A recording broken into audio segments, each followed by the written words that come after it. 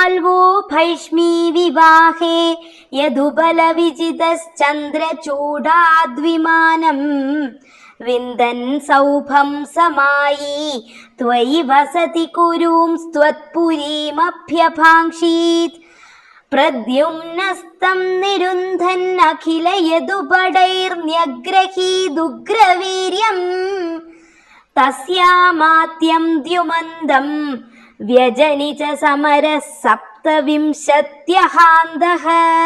முன்பு ருக்மிணி விவாக காலத்தில் தங்களுடைய யாதவ சேனைகளினால் தோல்வியடைந்திருந்த சால்வன் பரமேஸ்வரனை ஆராதித்து சௌபம் என்ற ஆகாய விமானத்தை பெற்ற தாங்கள் குருதேசத்திற்கு ராஜசூய ஆகத்திற்காக சென்றிருந்த சமயம் மாயாவியான அந்த சால்வன் தங்கள் தலைநகரை சேதப்படுத்தினார். பிரத்யும்னன் அனைத்து யாதவ படையினுடன் அவனை எதிர்த்து போரிட்டு அவனுடைய மந்தி ஜுமான் என்பவனையும் கொன்றான். அந்த யுத்தம் 27 நாட்கள் தொடர்ந்தது.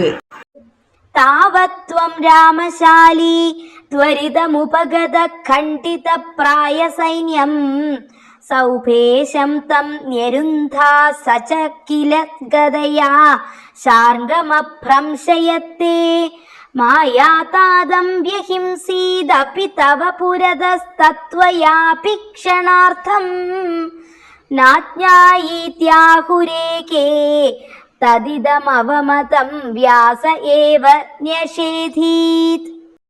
இதனை கேள்வியுற்ற தாங்கள் பலராமருடன் விரைந்து வந்தீர்கள். சால்வசேனை அதற்குள் அநேகமாக முறியடிக்கப்பட்டிருந்தது.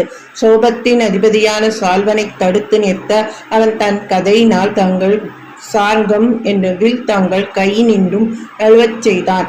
தங்கள் எதிரில் தங்கள் தந்தையைப் போல ஒரு மாய புருஷனை கல்பித்து அந்த மாயாவி அவரை கொலையும் செய்து விட்டான். அரை கணம் தாங்கள் அதனை உண்மை என்று நம்பிவிட்டதாக சிலர் கூறுகிறார்கள்.